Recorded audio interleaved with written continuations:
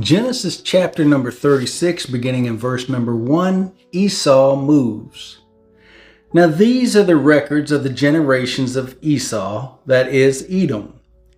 Esau took his wives from the daughters of Canaan, Adah, the daughter of Elam the Hittite, and Oholibamah, the daughter of Anah, and the granddaughter of Zibeon the Hivite. Also Basemath, Ishmael's daughter, the sisters of Nebaioth. Adah bore Eliphaz to Esau, and Basemath bore and Oholibamah bore Jeush and Jalam and Korah. These are the sons of Esau who were born to him in the land of Canaan. Then Esau took his wives and his sons and his daughters and all his household and his livestock and all his cattle and all his goods which he had acquired in the land of Canaan, and went to another land away from his brother Jacob. For their property had become too great for them to live together, and the land where they sojourned could not sustain them because of their livestock. So Esau lived in the hill country of Seir. Esau is from Edom. Genesis chapter number 36, beginning in verse 9, Descendants of Esau. These then are the records of the generation of Esau, the father of the Edomites, in the hill country of Seir. These are the names of Esau's sons: Eliphaz, the son of Esau's wife Adah; Reuel, the son of Esau's wife Basemath, was Esau's son. These are the sons of Reuel: Nahath and Zerah, Shammah and Mizah. These were the sons of Esau's wife Basemath. These were the sons of Esau's wife Oholibamah, the daughter of Anah, and the granddaughter of Zibeon. She bore to Esau Jeush and Jalam and Korah. These are the chiefs of the sons of Esau. The sons of Eliphaz, the firstborn of Esau, are Chief Teman, Chief Omar, Chief Zepho, Chief Kenaz, Chief Korah, Chief Gatham, Chief Amalek. These are the chiefs descended from Eliphaz in the land of Edom. These are the sons of Adah. These are the sons of Reuel, Esau's son: Chief Nahath, Chief Zerah, Chief Shammah, Chief Mizah. These are the chiefs descended from Reuel in the land of Edom. These are the sons of Esau's wife Basemath. These are the sons of Esau's wife Oholibamah: Chief Jeush, Chief Jalam, Chief Korah. These are the chiefs descended from Esau's wife Oholibamah, the daughter of Anah. These are the sons of Esau, that is Edom, and these are their chiefs. These are the sons of Seir, the Horites, the inhabitants of the land: Lotan and Shobal and Zibeon and Anah and Dishon and Ezer and Dishan. These are the chiefs descended from the Horites, the sons of Seir in the land of Edom. The sons of Lotan were Himim, and Lotan's sister was Timnah. These are the sons of Shobal, Alvan, and Manahath, and Eba, Shepho, and Onam. These are the sons of Zibeon, Ai, and Anah. He is the Anah who found the hot springs in the wilderness when he was pasturing the donkeys of his father Zibeon. These are the children of Anah: Dishon and Oholibamah, the daughter of Anah. These are the sons of Dishon: Herndon and Eshbon and Ithran and Shiran. These are the sons of Ezer: Bilhan and Zavan and Akan. These are the sons of Dishan: Uz and Aaron.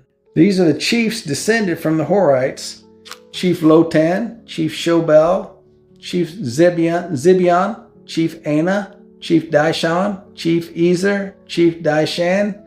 These are the chiefs descended from the Horites, according to their various chiefs in the land of Seir. Now these are the kings who reigned in the land of Edom before the king reigned over the sons of Israel.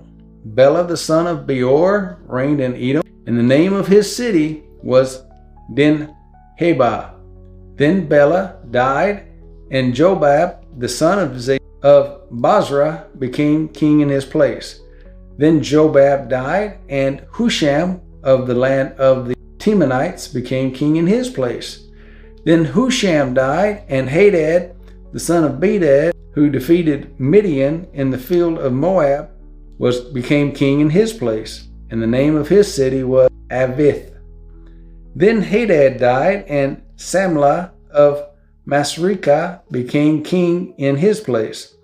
Then Samlah died, and Sheol of Rehoboth on the Euphrates River became king in his place.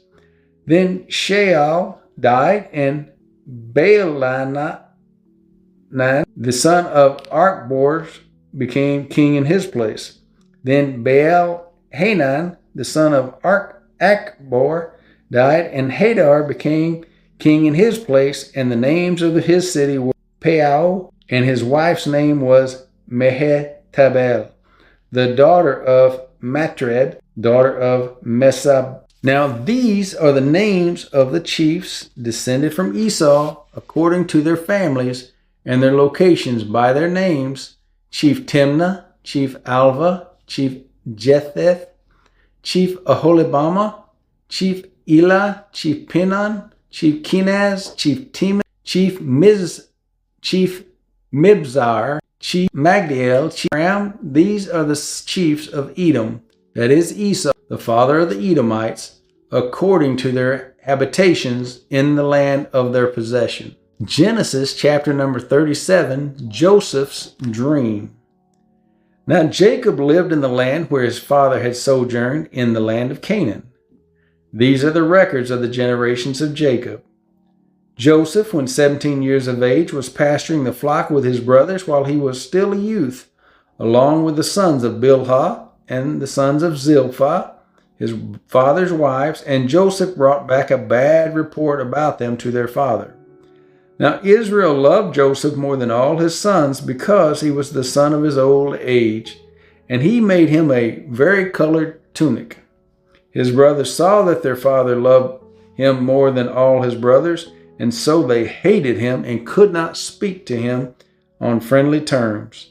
Then Joseph had a dream, and when he told it to his brothers, they hated him even more.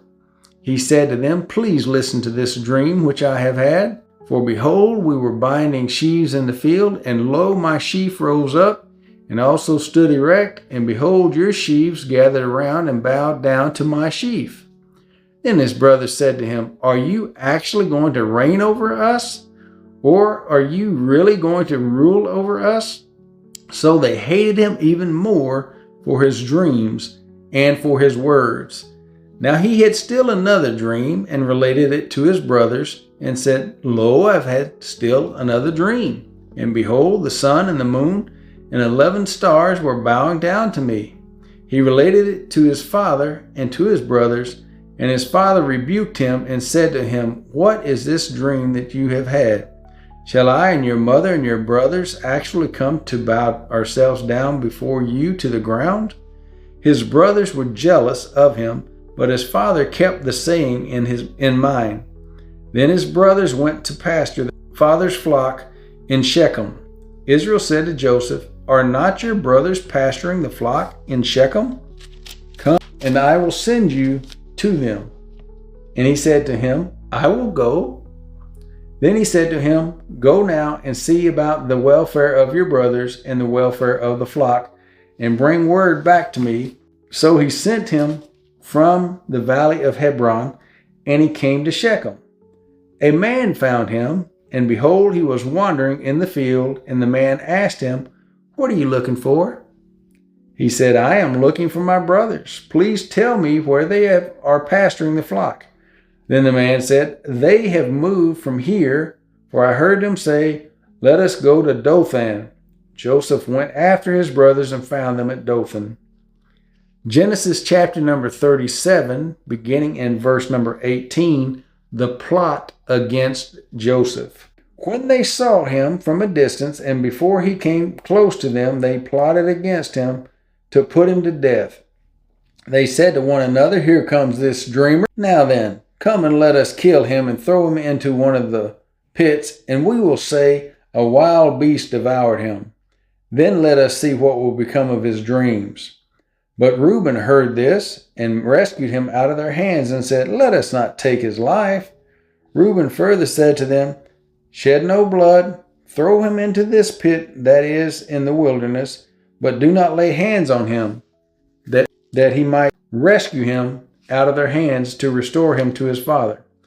So it came about when Joseph reached his brothers that they stripped Joseph of his tunic and the varicolored tunic that was on him, and they took him and threw him into the pit. Now the pit was empty, without any water in it. Then they sat down to eat a meal, and as they raised their eyes and looked, behold, a caravan of Ishmaelites was coming from Gilead with their camels, bearing aromatic gum and balm and myrrh, on their way to bring them down to Egypt. Judah said to his brothers, What profit is it for us to kill our brother and cover up his blood? Come and let us sell him to the Ishmaelites, and not lay our hands on him, for he is our brother, our own flesh. And his brothers listened to him. Then some Midianite traders passed by, so they pulled him up and lifted Joseph out of the pit and sold him to the Ishmaelites for 20 shekels of silver. Thus they brought Joseph into Egypt. Now Reuben returned to the pit, and behold, Joseph was not in the pit. So he tore his garments. He returned to his brothers and said, The boy is not there. As for me, where am I to go? So they took Joseph's tunic and slaughtered a male goat and dipped the tunic in the blood. And they sent the varicolored tunic and brought it to their father and said, We found this. Please examine it to see whether it is your son's tunic or not. Then he examined it and said, It is my son's tunic. A wild beast has devoured him. Joseph has surely been torn to pieces. So Jacob tore his clothes, put sackcloth on his loins, and mourned for his son many days. Then all his sons and all his daughters arose to comfort him, but he refused to be comforted. And he said, Surely I will go down to Sheol in mourning for my son. So his father wept for him. Meanwhile the Midianites sold him into Egypt to Potiphar, Pharaoh's officer, the captain of the bodyguard. Genesis chapter number 38, beginning in verse number 1, Judah and Tamar. And it came about at that time, Judah departed from his brothers and visited a certain Adullamite, whose name was Hira. Judah saw there a daughter of a certain Canaanite, whose name was Shua, and he took her and went into her. So she conceived and bore a son, and he named him Er. Then she conceived again and bore a son, and named him Onan.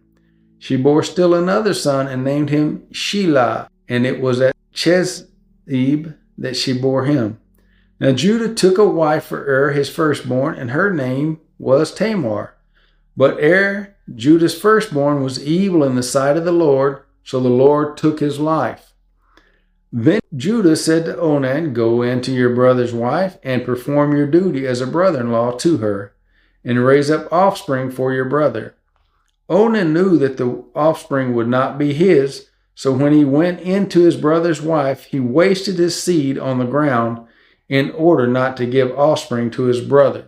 But what he did was displeasing in the sight of the Lord, so he took his life also. Then Judah said to his daughter-in-law Tamar, Remain a widow in your father's house till my son Shelah grows up.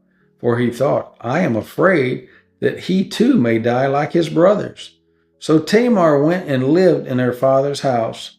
Now after a considerable time, Shua's daughter, the wife of Judah, died. And when the time of mourning was ended, Judah went up to his sheep shearers, all at Timnah. Judah went up to his sheep shearers at Timnah, he and his friend Hira the Adullamite. It was told to Tamar, Behold, your father-in-law is going up to Timnah to shear his sheep. So she removed her widow's garments and covered herself with a veil and wrapped herself and sat in the gateway of Enam, which is on the road to Timnah. For she saw that Shelah had grown up, and she had not been given to him as a wife. When Judah saw her, he thought she was a harlot, for she had covered her face. So he turned aside to her by the road and said, Here now, let me come in to you. for he did not know that she was his daughter-in-law. And she said, "What will you give me that you may come in to me?" He said, "Therefore I will send a young goat from the flock." She said, "Moreover, will you give a pledge until you send it?" He said, "What pledge shall I give you?" And she said, "Your seal and your cord and your staff, that is in your hand." So he gave them to her and went in to her, and she conceived by him. Then she arose and departed and removed her veil and put on her widow's garments. When Judah sent the young goat by his friend the Adullamite to receive the pledge from the woman's hand, he did not find her. He asked the men of her place, saying, "Where is the temple prostitute who was by the road at Enaim?" But they said, "There has been no temple prostitute here." So he returned to Judah and said, "I did not find her." And furthermore, the men of the place said, "There has been no temple prostitute here." Then Judah said, "Let her keep them, otherwise we will become a laughingstock. After all, I sent this young goat, but you did not find her." Now it was about 3 months later that Judah was informed, "Your daughter-in-law Tamar has played the harlot, and behold, she is with child by harlotry." Then Judah said, "Bring her out and let her be burned." It was while she was being brought out that she sent to her father-in-law, saying, "I am with child by the man to whom these things belong." And she said, "Please examine and see whose signet ring and cords and staff are these." Judah recognized them and said, "She is more righteous than I, inasmuch as I did not give her to my son Shelah." And he did not have relations with her again. It came about at the time she was giving birth that, behold, there were twins in her womb. Moreover, it took place while she was giving birth. One put out a hand, and the midwife took and tied a scarlet thread on his hand, saying, "This one came out first." But it came about as he drew back his hand that, behold, his brother came out. Then she said, "What a breach you have made for yourself." So he was named Perez. Afterward, his brother came out, who had the scarlet thread on his hand, and he was named Zerah.